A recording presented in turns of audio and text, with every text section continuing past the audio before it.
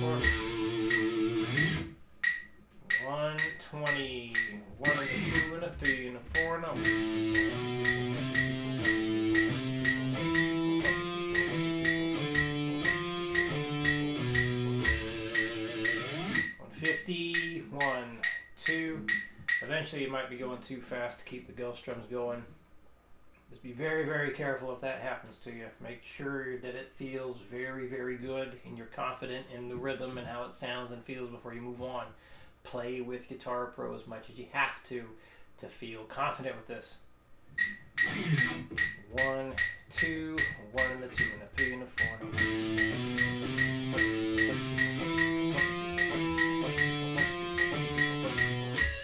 Now I'm sounding the 1, 2, 3, 4, 1, 2, 3, 4, 1, 2, 3, 4, 1, 2, 3, 4, 1, 2, 3, 4, 1, 2, 3, 4 the whole time right there. Try 180. 1, 2, 1 and a 2 and a 3 and a 4 and a 1. Whoop. No, that wasn't the right note. 1, 2, 1 and a 2 and a 3 and a 4 and a 1.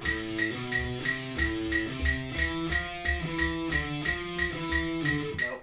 1, 2, 1 and a 2 and a 3 and a 4 and a 1.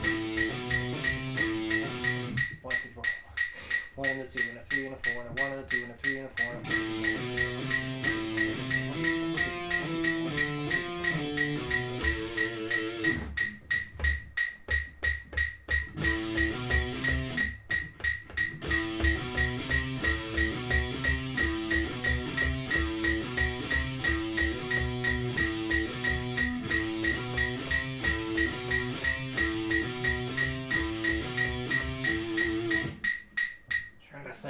Like when I'm doing this like fast. 1, 2, 3,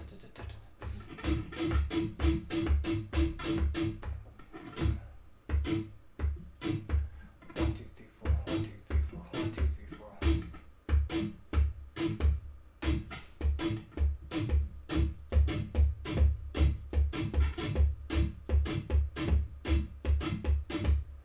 So the way this ends up lining up is it gets going faster and faster, or even before.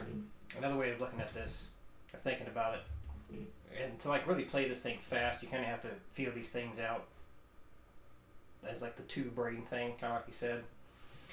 So when you have the first note, you're tapping your foot and strumming at the same time.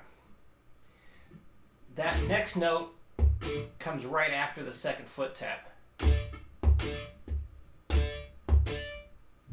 So if you just like practiced that, it would kind of be like,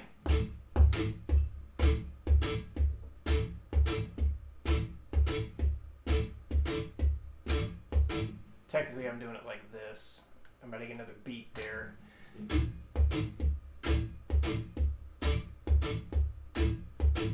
So again, I'm strumming the first note when I'm tapping, and then it's tap strum. Tap, strum, tap, tap, tap.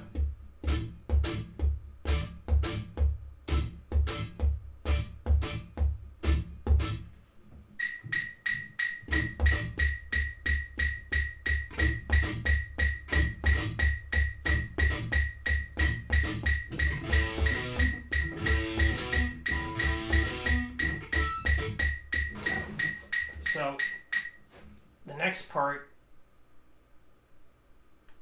you got to strum right before you tap your foot.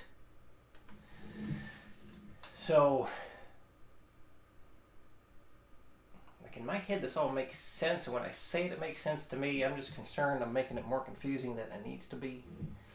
So anyway, you strum at the same time, tap, strum, tap on its own, and then right before you go to tap again, you strum and then tap.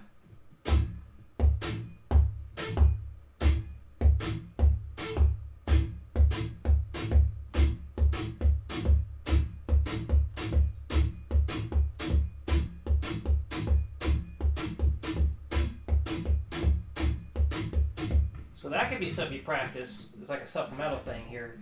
Even just without the metronome, just that kind of thing right there. Just.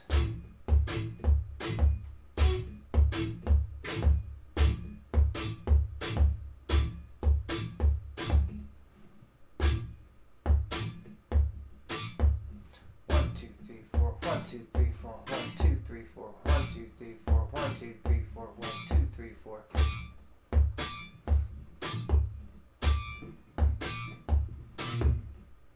So, and at this speed, let's see.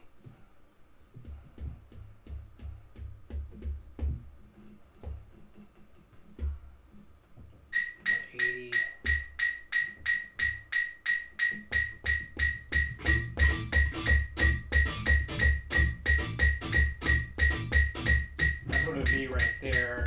And then putting in the notes. 1, 2, 1, 2, 3, 4.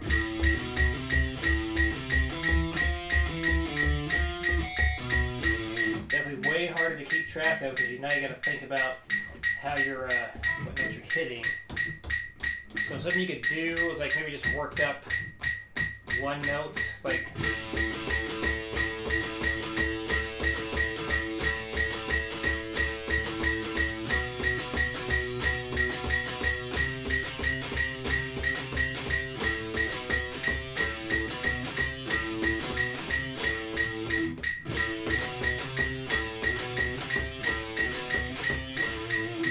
One, two, one and the two and the three and the four and a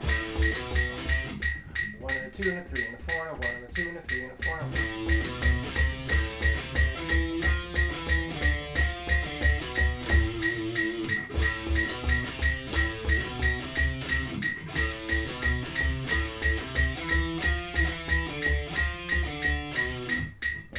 one and the two and the three and the four and a one and the two and the three and the four and a one and the two and the three and the four and a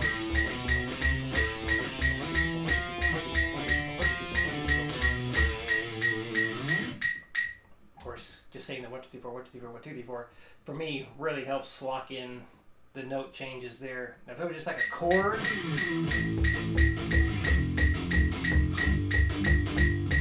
say,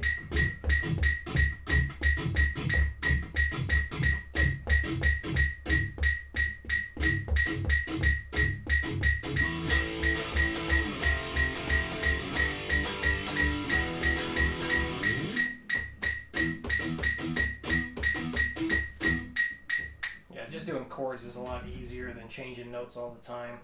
Anyway, let's go back down to like, let's do 140 for some repeats here. To sum all that up, this is a really, really hard rhythm to get correct. Good Lord, is it difficult. 1, 2, 1 and a 2 and a 3 and a 4 and a 1.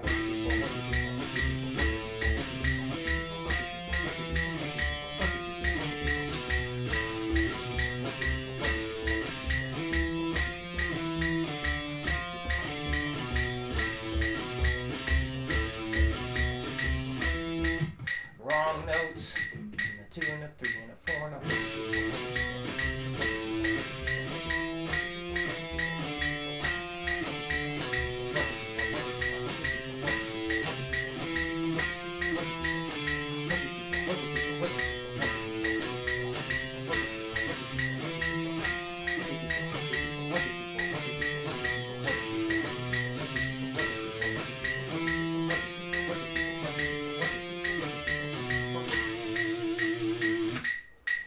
When in doubt, just 1, 2, 3, 4, 1, 2, 3, 4, 1, 2, 3, 4, 1, 2, 3, 4, 1, 2, 3, 4, 1, 2, 3, 4, 1, 2, 3, 4, 1, 2, 3, 4, 1, 2, 3, 4, 1, 2, 3, 4, 1, 2, 3, 4, 1, 2, 3, 4, boom.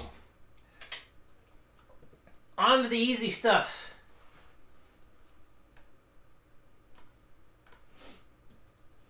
Okay.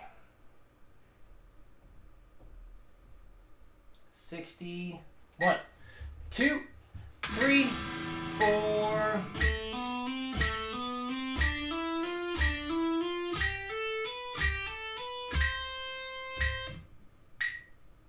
stopped too soon. 1, 2. It's so easy. I made a mistake. 1, 2, 3, 4.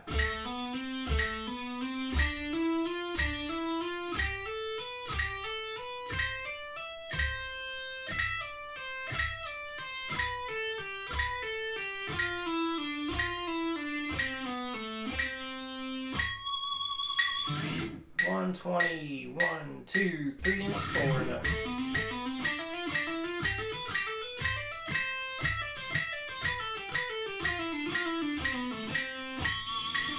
180, 1, 2, 1, 2, 3, 4.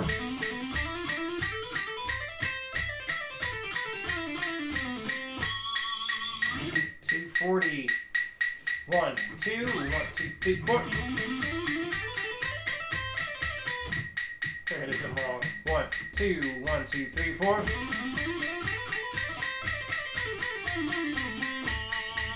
Repetition. 1, 2, 1, 2, 3, 4. Again, I feel like I did something wrong. 1, 2, 1, 2, 3, 4. What am I doing wrong? Okay, I know what I'm doing now. 1, 2, 1, 2, 3, 4. 1, 2, 1, 2, 3, 4.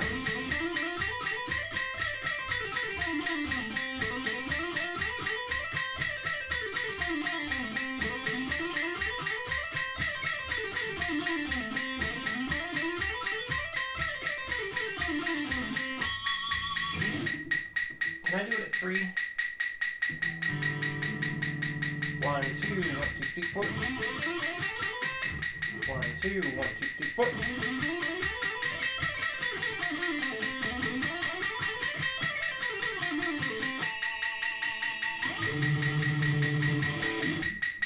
Yes. All right, number 3. 60.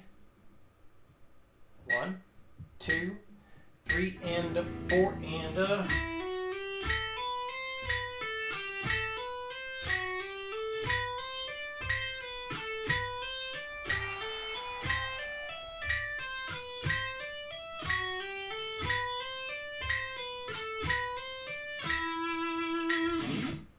One 20, 1 and a 2 and a 3 and a 4.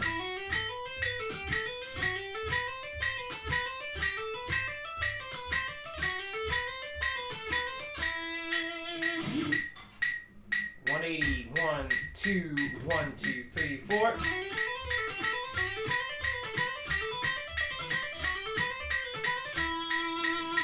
240, 1, 2, 1, 2, 3, 4.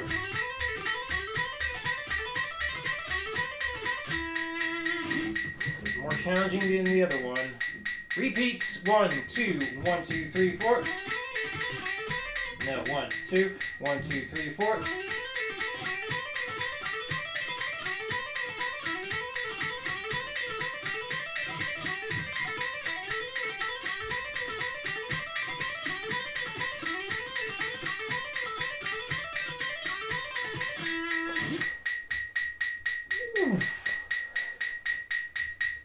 My arm hurts.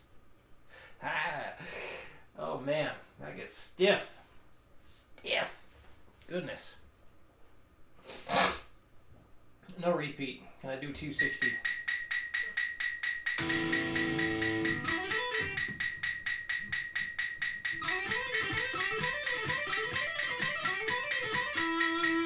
$280.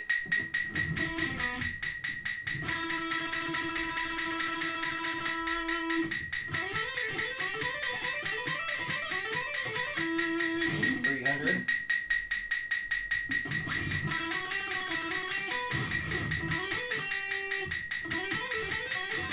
Woo, man.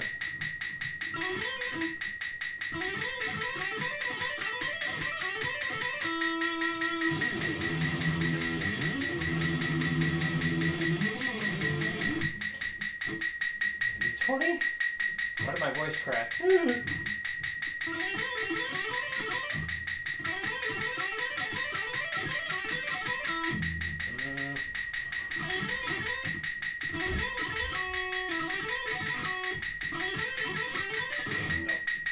Nope. Anyway, stuff you can do further here with this guy. I want you to pick a chord name out of the stuff we talked about. I would say whatever makes the most sense to you.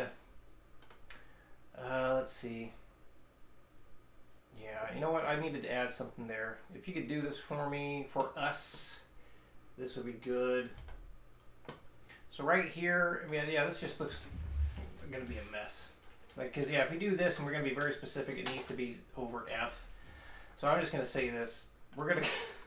Yeah, let's just go with this chord. I think this is the best name for what we want here. So D minor 9, no 5 over F.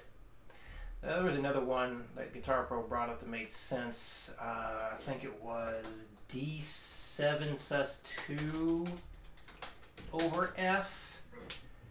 So technically that works because D's the 1. So we haven't touched on this stuff. Basically, like a dominant 7 is written as, like, say it's D dominant 7. It would be written as just D7. A dominant 7 has a flat 7, so whenever you replace the third or flat third in a 7th chord, in this case, a dominant 7, you're taking the major third and replacing it with the 2. D7 sus2. When you replace the 3 with the 2, it becomes a D7 sus2 because you end up with a root, a second, a fifth, and a flat 7. So basically think of it like you take a dominant 7, 1, 3, 5, flat 7, and then you replace the 3 with the 2. Same way you take a minor or a major chord, 1, 3, 5, replace the 3 with the 2. Major becomes suspended second. So when you take a major chord, add a flat 7 to it, that becomes a dominant 7. And the quickest way of writing it is just 7. So instead of saying D dominant 7, you just say D7.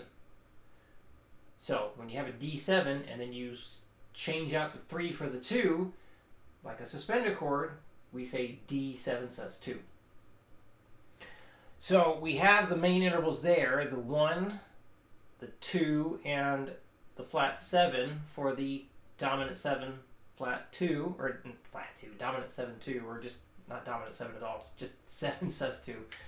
No dominant 7 sus2, no such thing. It's just 7 sus2, 7 sus2. So when you, anyway, so there's no 5 present, and that's okay because, and you could say no 5 to get even more specific. But yeah. You can get away with not saying a 5 in a lot of things to simplify the chord naming. It's kind of like, how much do you want the reader to know? How specific do you want to be in your chord naming? A lot of times that stuff's left out. They won't put in the no 5. I know with Guitar Pro 7, or was it 6? I think it was Guitar Pro 6. Anytime a 7th chord was written out that didn't have a 5, it would just say, it would say like major 7, no 5. For some reason, like 7 and 8, like Guitar Pro 7 and 8, if it didn't have the 5, it didn't even bother saying it. It just still said a major 7. It never bothered to say there was no 5. I don't know why. But I don't remember if we've touched on this much at all. The 5th interval does not make it major or minor, right? So that's why we can have like the 2-finger minor and major chords or diads, and it still sounds like a major and a minor chord because the 3 and the flat 3 is what gives that chord the quality. The 5th interval just makes the root note sound bigger. It just beefs it up. That's it. Well, think of it, I like to think of the 5th interval as a root note enhancer. So there you go. It enhances the root note. Makes the chord thicker. It's a thickening agent. So taking the 5 out, it just doesn't really affect the overall quality of the chord. It doesn't make it sound major or minor. It doesn't add to the major or minor sound. It just adds to the overall fullness of the chord. So, kind of like writer's choice to say if you have the 5 or not. So anyway, I can go on and on about this stuff. And look at this. We already got a 20-minute recap with me stumbling through a polyrhythm. Anyway, so yeah, either one of those names works fine. D minor 9, no 5 over F. D7 sus2, no 5 over F. It's just like with this naming convention here, it takes into account all of this as part of the chord, much like the inversions. So like saying C over G. Like a G note, the G note's already in a C chord, but when we play it like this, we say C over G to let people know we have the G in the bass. So you can play a C over G like this.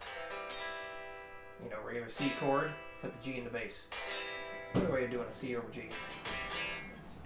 So anyway, yeah, either one works here. D minor 9, no 5 over F, or D7 sus2, no 5 over F.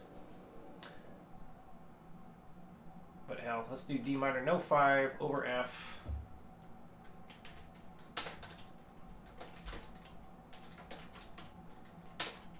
I didn't put the 9.